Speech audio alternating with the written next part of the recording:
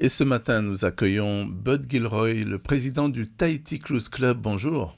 Yorana Ibrahim, Yorana aux auditeurs de Polynésie la première. Merci d'avoir accepté notre invitation. Alors, le secteur de la croisière a été, on s'en souvient, l'un des tout premiers secteurs à avoir été frappé de plein fouet et très durement par la crise sanitaire, puisque les activités ont été stoppées net pratiquement du jour au lendemain.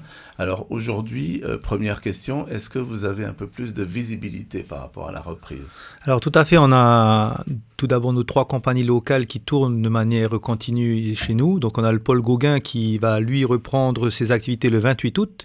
Et il affiche déjà un taux d'occupation supérieur à 80%. Donc, avec plus de 260 passagers qui sont prévus sur une escale qui va partir aux Marquises, une croisière qui part aux Marquises. Le Wind Spirit, lui, avec ses 150 passagers, va reprendre le 15 juillet. Et il affiche déjà des taux de 60 à 70% d'occupation, majoritairement des Américains. Et la compagnie Windstar va placer un second bateau dans nos eaux qui va arriver en septembre, qui s'appelle le Star Breeze, de 300 passagers et qui va rester dans nos eaux jusqu'en avril pour suppléer. Je tiens juste à dire que les compagnies ont profité de ces moments-là également pour faire du carénage. Donc le Paul Gauguin a fait l'objet d'un carénage. Ils ont rénové toutes leurs chambres, ils ont rénové les moquettes, ils ont rénové la déco et avec une petite touche Ponant puisqu'ils ont été achetés par le Ponant. Le Wind Spirit va profiter qu'un second bateau de la compagnie soit là pour partir en carénage également, pour revenir en avril. Et on a bien sûr la Ranui qui est là depuis le début, qui n'a jamais arrêté. La reprise pour eux est plus lente, plus difficile parce qu'ils ont pas mal d'Européens. Et voilà, donc les points pour nos 3 compagnies qui tournent de manière permanente dans nos eaux. On peut rappeler ce que pèse donc chaque année le secteur de la croisière dans le tourisme ici. Ça représente plus de 25% du revenu touristique de la Polynésie. En 2019, ça représentait 40 000 croisiéristes. Ça veut dire des gens qui arrivent par avion pour embarquer sur un bateau. Et ça représentait plus de 66 000 excursionnistes, c'est-à-dire des personnes qui arrivent par bateau pour des courtes escales chez nous pour repartir par bateau. Donc à peu près 106 000 personnes en 2019. Alors après, il y a l'autre versant, l'autre partie, ce sont tous les prestataires, parce que ça fait vivre du monde. Tout à fait, c'est vraiment un maillon important de la chaîne. C'est une opportunité pour nos îles de recevoir des visiteurs qui ne peuvent pas nécessairement arriver par avion de par la capacité. Et c'est beaucoup de familles locales qui vivent des excursions qui sont proposées à tous nos clients et des hôtels également qui se remplissent en fonction. Alors, avant de poursuivre sur les activités à venir, l'ampleur des dégâts, c'est quoi aujourd'hui si on observe la photo instantanée du bilan? La photo instantanée, c'est 12 à 14 mois d'arrêt d'activité. Donc, énormément d'employés qui ont été mis soit à l'arrêt complet, arrêt technique. C'est des bateaux qui ont dû rester à l'arrêt technique également. Donc, des reprises qui sont beaucoup plus difficiles. Il faut réarmer des bateaux, remettre du personnel dessus, les faire venir avec les restrictions qui vont bien. Mais je pense qu'il faut rester optimiste. La reprise, elle arrive. Elle est déjà programmée. La croisière, c'est un des seuls secteurs où on peut savoir ce qui va se passer 2 ans à l'avance. On a une grosse année 2022 qui nous attend au niveau de la croisière internationale. Et on espère surtout que la croisière locale reprenne son souffle doucement mais sûrement. Côté financier, si on s'intéresse un peu aux chiffres, ça représente quoi en perte? Ça représente en moyenne entre 60 à 80% de perte de chiffre d'affaires pour les compagnies en général. Ouais, c'est-à-dire, grosso modo, vous avez une fourchette, un montant? C'est un peu compliqué parce qu'à vous donner une fourchette, parce que chaque compagnie est différente et il y a des compagnies qui sont internationales, donc ça va être compliqué de vous donner. Mais à peu près, chaque compagnie a perdu entre 60 et 80% de leur chiffre d'affaires. Il y a eu beaucoup de licenciements ou pas du tout? Alors, à la croisière locale, je pense qu'ils ont dû profiter du dispositif, essayer de profiter du dispositif autant que possible. Sur la croisière internationale, effectivement, il y a les gens qui ont été renvoyés chez eux sans salaire, effectivement. Qu'est-ce qui va être imposé sinon aux voyageurs par rapport à cette reprise? Donc, je pense aux gestes barrières. Alors, la norme internationale pour la croisière, qui n'est pas la même que la norme locale, la norme internationale pour les compagnies de croisière internationales, c'est 100% de personnel vacciné et 100% de croisiéristes vaccinés. Ils ne prennent pas de personnes non vaccinées. D'accord. Et ça, c'est encore une mesure qui va s'appliquer pour les croisières à venir. Les croisières, je pense que je peux le dire, c'est sûrement l'endroit le plus safe d'être sur un bateau. Les normes sont beaucoup plus élevées déjà que la plupart des autres secteurs touristiques. Donc derrière, il y a des propres tests à bord des bateaux, il y a des mesures barrières qui sont déjà mises en place. Les protocoles sont vraiment stricts à bord des paquebots de croisière. Même avant même que le Covid arrive, les prises de température sont déjà faites sur les passagers. Donc c'était avant même le Covid. Donc avec la vaccination en plus, je pense que c'est un des secteurs les plus safe aujourd'hui. Oui. Les touristes américains sont toujours le premier marché consommateur de croisière.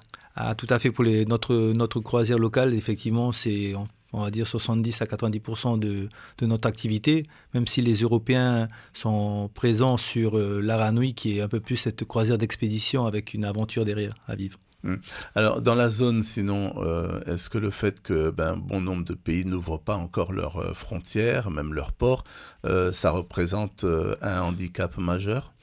Ça représente un handicap, mais ça représente également une opportunité. On a déjà été contacté pour 2022 pour des compagnies qui veulent rebaser leurs bateaux en Polynésie, du fait que la Nouvelle-Zélande et l'Australie soient fermées. Et donc sur une croisière autour du monde, il y aura sûrement des rajouts d'escales en Polynésie. Maintenant, on est obligé d'adapter la demande à l'offre, on va dire. C'est qu'on ne peut pas mettre un bateau de très grosse capacité dans une île qui n'est pas capable de la recevoir. Donc on ne va pas pouvoir non plus proposer une multitude de choix parfois sur certaines tailles de bateaux. Est-ce qu'à l'occasion de la reprise progressive, vous l'avez dit, c'est un secteur qui recrute ou qui a besoin de main-d'œuvre pour cette reprise ? C'est surtout un secteur qui a besoin de l'adhésion du public, l'adhésion de tous les Polynésiens, parce qu'effectivement, il faut que ça soit un secteur qui soit accepté. Derrière, je pense que la demande, elle vient localement déjà sur les activités. Donc, on a besoin effectivement d'avoir des acteurs qui soient là, présents. Je pense au-delà de la personne qui travaille à bord du paquebot. Ce n'est pas vraiment commun pour l'instant d'avoir énormément de Polynésiens qui sont sur des croisières embarquées à l'international. D'accord, mais il n'y a pas de demande, je veux dire, d'emploi On y travaillait juste avant le Covid avec le lycée hôtelier pour essayer de placer effectivement des élèves du lycée hôtelier directement à bord des paquebots, oui. D'accord. Donc c'est quelque chose qui n'est pas d'actualité ou qui va se faire Qui va se faire effectivement progressivement. C'est un des objectifs, effectivement, de mettre plus de Polynésiens à bord des bateaux. Il y en a quelques-uns, je crois qu'ils sont assez méconnus, mais effectivement il y a quelques Polynésiens qui travaillent à l'étranger sur des très beaux bateaux de croisière, de luxe. Les autres marchés qu'il faut conquérir d'après vous, donc, puisque c'est une croisière, un domaine donc, qui repart, est-ce qu'il y a d'autres perspectives ?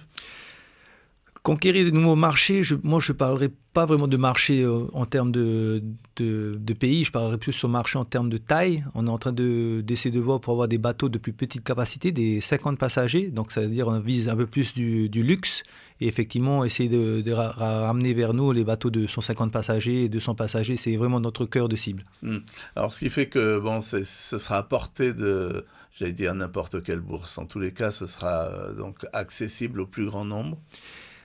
Alors, quand on parle d'un plus petit bateau, automatiquement, on parle d'un bateau un peu plus cher. Ce qui est plus important pour nous, c'est de se dire qu'il y a la capacité de les amener par avion. C'est-à-dire que ça rentre dans une business class. Et également, c'est de pouvoir avoir une diversité d'offres toute l'année. C'est-à-dire que le passager peut venir en Polynésie et choisir d'aller d'un bateau de 50 passagers à 200 passagers, à 1200 passagers s'il le souhaite. C'est d'avoir cette diversité d'offres toute l'année, en fait.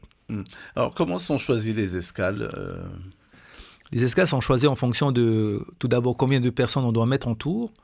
Après, en fonction de qu'est-ce qu'on veut vendre aux clients. Et après, quelle est la capacité de l'île à recevoir tout ça. Et les points techniques, la capacité technique à recevoir une escale. D'accord. Ici, il y a des îles bien ciblées, de toute façon, pour la croisière.